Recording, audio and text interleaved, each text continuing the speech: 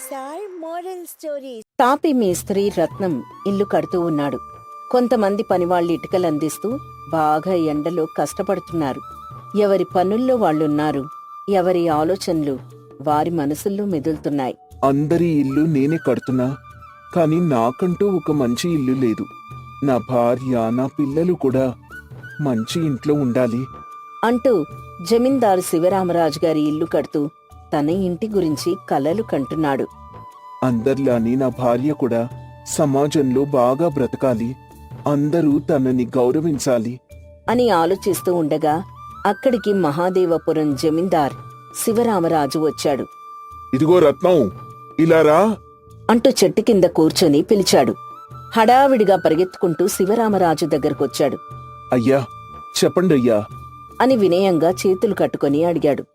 పనెంతవరకు వచ్చింది? వారం రోజుల్లో అయిపోతుందయ్యా. మంచిది అంటూ ఏమాత్రం నవ్వకుండా మౌనంగా చూశాడు. జమీందారు ఏం మాట్లాడతాడా అని ఎదురుచూస్తున్నాడు రత్నం.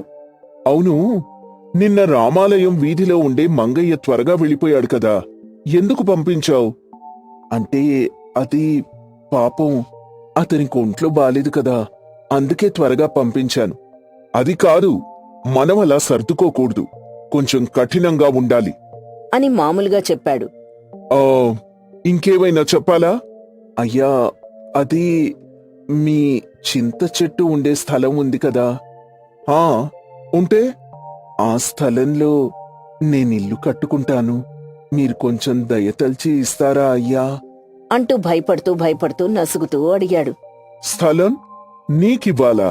అక్కడ చింత చెట్టు ఉంది కదా, ఆ చింత చెట్టుని ఏం చేయకుండా కట్టుకుంటానయ్యా అని మామూలుగా అడిగాడు రత్నం. డబ్బెంత ఇస్తావు మరి? ఇప్పుడు నువ్వు ఇల్లు కట్టావు కదా, దానికి కూలీ ఇవ్వాలి కదా, అవి నేను ఇచ్చేస్తాను. మరి స్థలానికి నువ్వు ఇచ్చేస్తావా? అయ్యా, నేనంత ఇవ్వలేనయ్యా, కూలి చేసుకునేవాణ్ణి. సరే, అంత ఇవ్వొద్దు, సగం ఇవ్వు. మిగతా సగానికి నువ్వు మన దొడ్లో ఉన్న చింతకాయలన్నీ కోసివ్వాలి అని చెప్పాడు. ఇక రత్నం దారి లేక సరే అని తలూపాడు. సగం డబ్బు తీసుకుని శివరామరాజు దొడ్లోకి బయలుదేరాడు.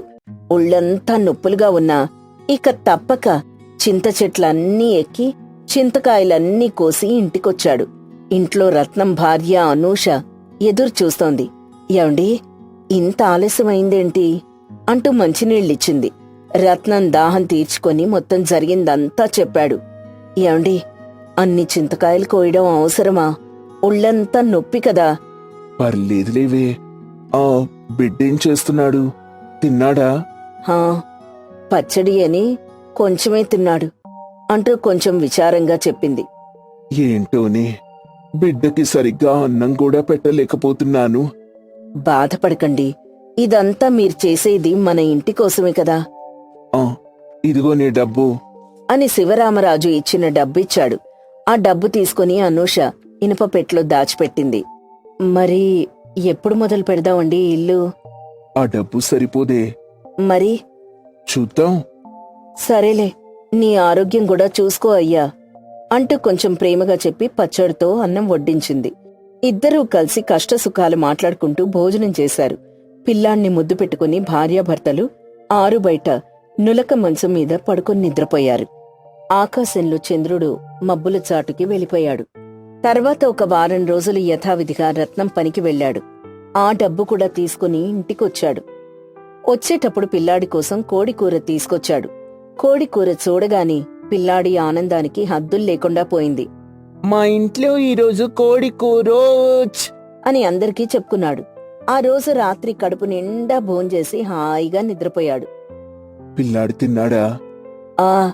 ఈరోజు బాగా తిన్నాడు. ఎందుకండి ఇప్పుడంత ఖర్చు? పాపం, పోనివ్వు అనుష, వాడు కూడా మిగతా పిల్లల్లాగా తినాలి కదా. కానీ అస్సలు సమస్య వేరే ఉంది అని నసుగుతూ చెప్పాడు. ఏంటా సమస్య? మన ఇంటి పని రేపట్నుంచి మొదలు పెడతాను. రేపట్నుంచా?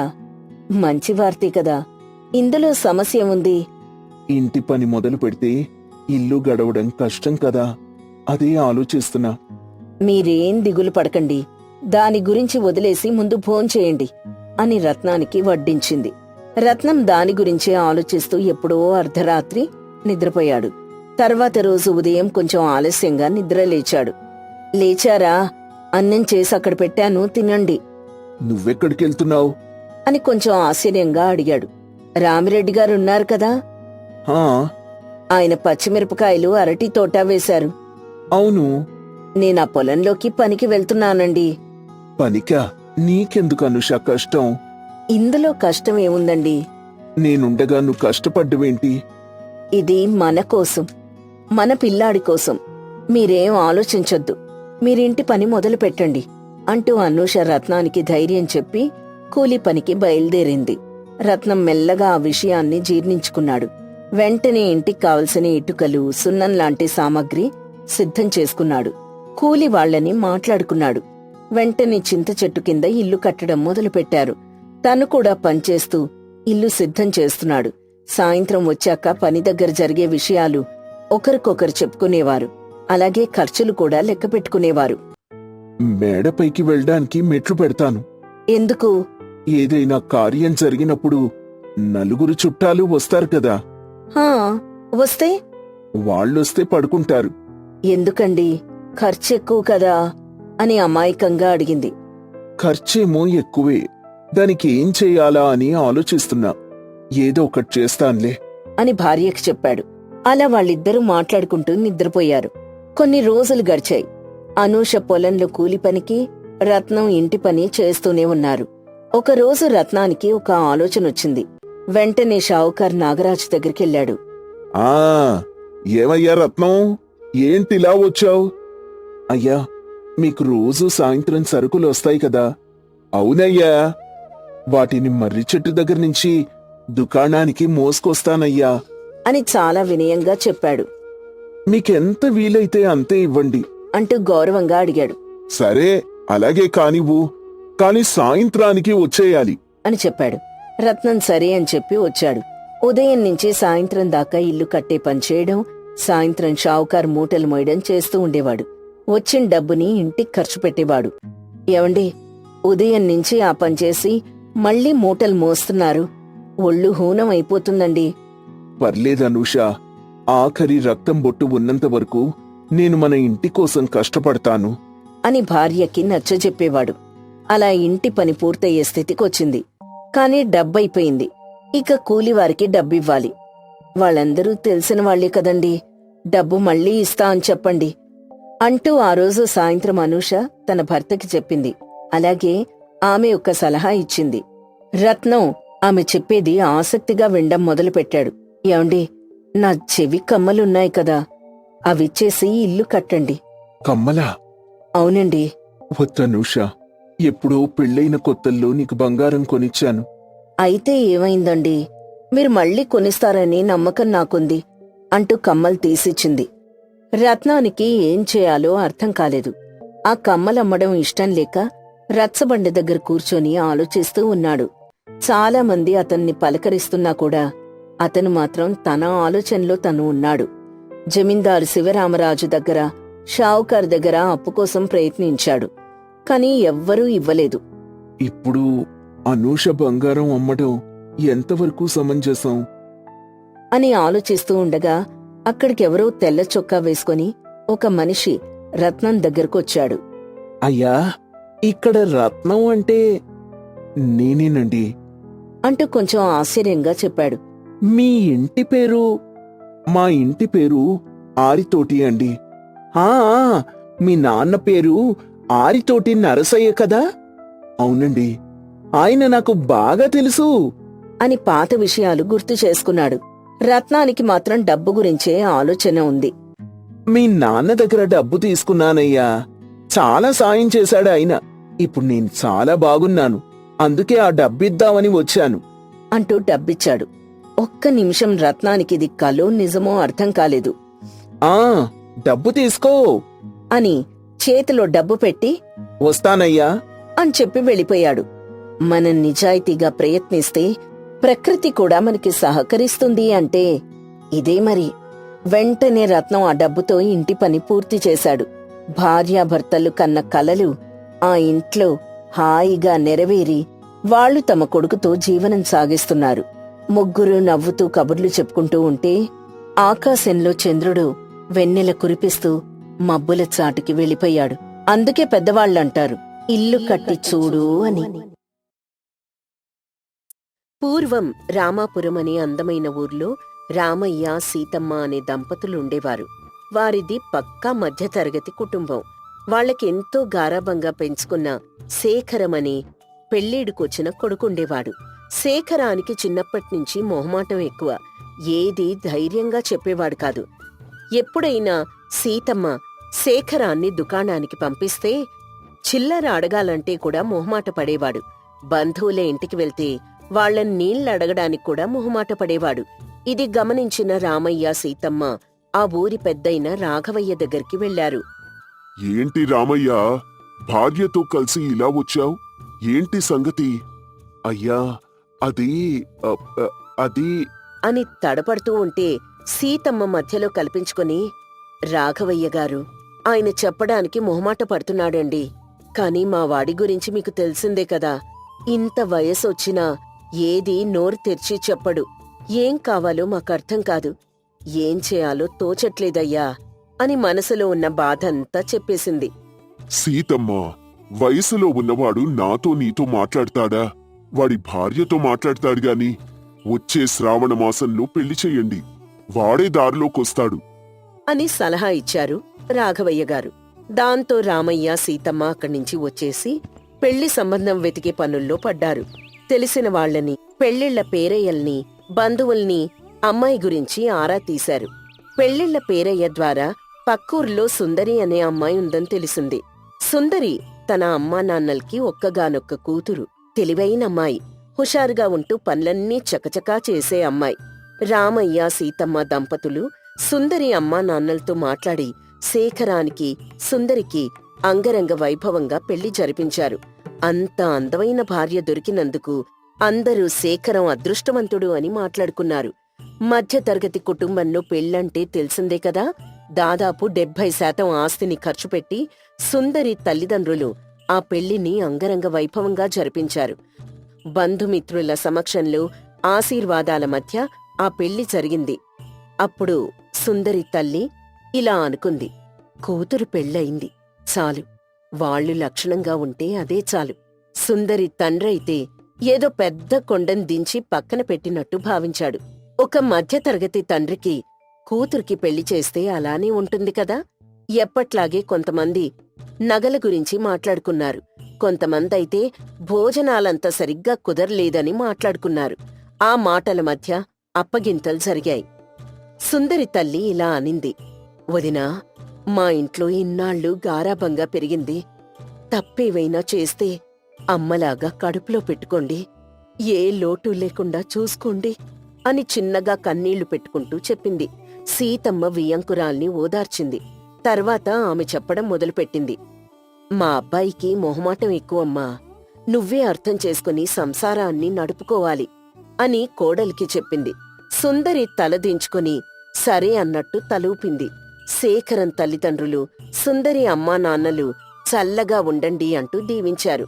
అందరూ అనుకున్నట్టుగానే సుందరి తన తెలివితేటలతో సంసారాన్ని చక్కగా నెట్టుకొస్తోంది. శేఖరం మొహమాటం కూడా అర్థం చేసుకుని ఎవ్వరికీ ఏ లోటు లేకుండా చూసుకుంటోంది. అలాంటి కోడలొచ్చినందుకు అందరూ వాళ్లని అదృష్టవంతులు అన్నారు. వారి కాపురం 3 పువ్వులు 6 కాయలుగా సాగుతుండగా సంక్రాంతి పండుగొచ్చింది. పెళ్లైన తర్వాత మొదటి పండుగ కావడంతో శేఖరం, సుందరీలు సుందరి పుట్టింటికొచ్చారు. లేక లేక అల్లుడు రావడంతో సుందరి అమ్మా నాన్నల మర్యాదలు ఆకాశాన్ని తాకాయి. పిండి వంటల ఘుమఘుమలు వీధంతా వ్యాపించాయి. కాని శేఖరానికున్న మొహమాటం వల్ల ఏదీ తినేవాడు కాదు. సుందరి తల్లి అరిసెలు తీసుకుని అల్లుడి దగ్గరకొచ్చి, అల్లుడుగారు, ఇవిగోండి అరిసెలు, చాలా బావున్నాయి, తినండి అని చాలా ప్రేమగా అడిగింది. శేఖరం మొహమాటంతో వద్దండి అంటూ తినేవాడు కాదు. నిజానికి శేఖరానికి తినాలని ఉండేది. తింటే వీళ్ళు నన్నేమైనా అనుకుంటారేమో, నన్ను తిండిపోతూ అనుకుంటారేమో. నిజంగా ఇలాంటి అత్తమామ దొరకడం నా అదృష్టం అని మనసులో అనుకున్నాడు. ఎన్నిసార్లు అడిగినా వద్దు అనేవాడు. కొన్ని నిమిషాల తర్వాత మళ్ళీ కజ్జికాయలు లడ్డూల్లాంటివి తీసుకొచ్చారు. అల్లుడుగారు, కజ్జికాయలు తినండి, చాలా బాగున్నాయి. ఆహా, వద్దండి. బావున్నాయి, తీసుకోండి పర్లేదండి, నేను తిన్ను. అని చాలా మొహమాట పడుతూ ఉండేవాడు. శేఖరన్ తల్లి తండ్రి మాత్రం ఏవైందా అని ఆలోచిస్తూ ఉండేవారు. సుందరి తల్లి భర్తతో ఈ విధంగా చెప్పింది. ఏమండి, మన అల్లుడు ఈ ఇంట్లో ఏమీ తినడం లేదు, ఆయన ఏమైనా ఇబ్బంది పడుతున్నారేమో అంటూ ఫిర్యాదు చేసింది. దాంతో సుందరి తండ్రి అల్లుడు ఇబ్బంది పడుతున్నాడేమో అనుకుని తనే శేఖరన్ దగ్గరికి వెళ్ళాడు. ఏంటి అల్లుడు గారు, ఏమీ తినడం లేదంట? ఏమైంది? అరిసెలు తినకుంటే పర్వాలేదండి, ఇదిగో ఈ పూతరేకులు తినండి అంటూ నోటికందించాడు. అయినా కూడా శేఖరన్ తినలేదు. అయ్యో, వద్దు మావయ్య గారు, ఇందాకే భోంచేశానండి. వద్దండి అని వాటిని కూడా తినలేదు. అల్లుడి ప్రవర్తన అలా ఉండడంతో అత్తమామలకి ఏం చేయాలో అర్థం కాలేదు. ఇద్దరూ కూర్చొని మాట్లాడుకుంటూ ఉంటే సుందరి అక్కడికొచ్చింది. ఏంటమ్మా, ఏంటి నాన్నతో ఏదో మాట్లాడుతున్నావ్? ఏం లేదమ్మా, మీ ఆయన ఏమీ తినడం లేదు, దాని గురించే మాట్లాడుతున్నా. అయ్యో, ఆయనకి కొంచెం మొహమాటం అమ్మా. ఏం మొహమాటమే? నీ కత్తారింట్లో అంతా బావుందా? అయ్యో, నేనా ఇంట్లో చాలా సంతోషంగా ఉన్నానమ్మా. అల్లుణ్ణి చూస్తుంటే నాకేదో అనుమానంగా ఉందమ్మా.